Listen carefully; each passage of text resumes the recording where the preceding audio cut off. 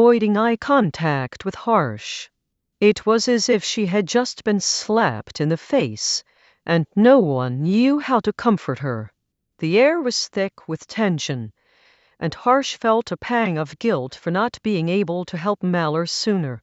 He glanced at Sagar, who was watching him expectantly, waiting for Harsh's response. "Okay, I'll do it," Harsh said finally, breaking the silence. "I'll help you get into the gym and create an exercise routine." Mallour looked up, her eyes red-rimmed from holding back tears. She forced a weak smile onto her face, but Harsh could see the desperation in her eyes.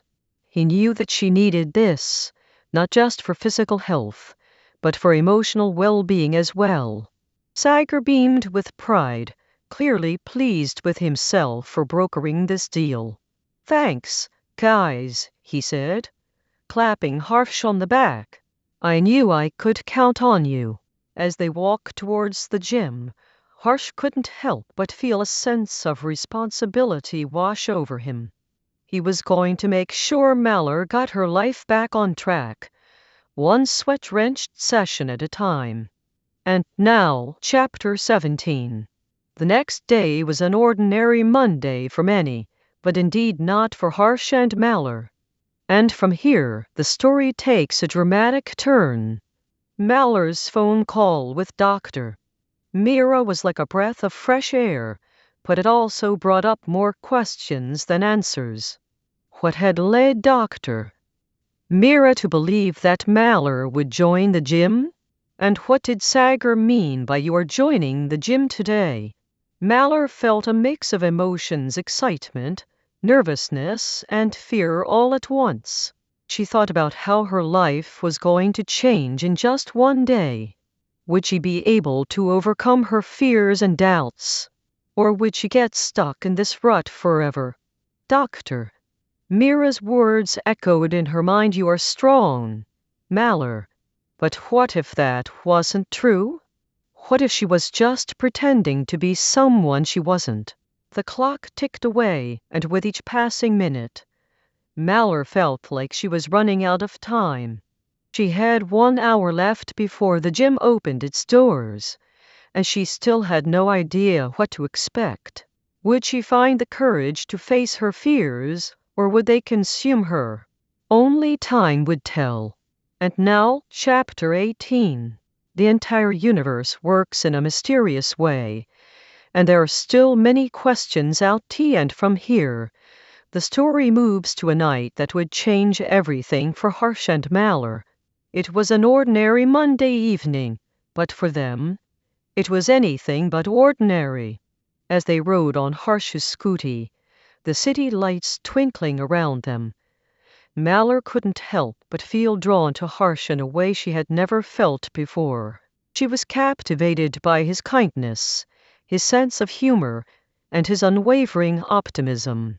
The way he smiled at her, the way he looked at her with such warmth and affection, made her heart skip a beat. As they rode, the world around them melted away, leaving only the two of them, lost in their own little bubble of happiness. Harsh felt it too, this sense of connection that went beyond words, beyond rational explanation. He knew he had to tell Mallour how he felt, but he was scared of rejection, scared of ruining their friendship. But as they rode on, the night air filled with the sweet scent of blooming flowers, Harsh found the courage to speak from his heart. "Mallour," he said, his voice barely above a whisper, "I think I might be falling for you." The words hung in the air, like a challenge, like a dare.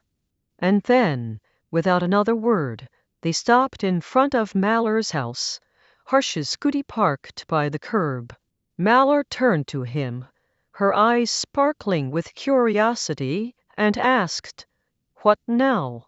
Harsh's heart skipped a beat as he looked into her eyes, searching for an answer that would change everything. And now, Chapter 19. Sagar had a lot of questions running inside his head. As Sagar continued watching the Padma Awards ceremony, He felt a spark within him ignite. He had never seen anything like this before, ordinary people being recognized for their extraordinary contributions to society. The president's words echoed in his mind. The service of the nation is the highest form of patriotism. Sagar couldn't help but think about how he could make a difference, no matter how small it seemed. He saw the dedication and passion with which these individuals had worked, and it resonated deeply with him. For the first time in a long while, he felt a sense of purpose stirring within. The ceremony came to an end, but its impact lingered on Sagar's mind like a gentle breeze on a summer day. He sat there, lost in thought, as the TV screen faded to black, and from here, the story moves to the quiet moments that followed, when Sagar began to ponder his own path and the fire that had been missing within him. And now, Chapter 20. Can love happen in a day, or does it take a lifetime? As Harsh waited for Khushbu to respond, he couldn't help but think about how his life had been turned upside down. Just a few days ago, he was struggling with the idea of losing Malheur, and now here he was, calling Khushbu to apologize for not being in touch. It was as if fate had brought them all together again, and Harsh couldn't deny the spark that still lingered between him and Khushbu.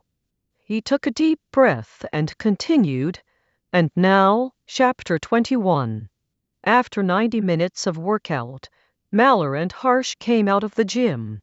As they stood there, trying to figure out their next move, Malheur couldn't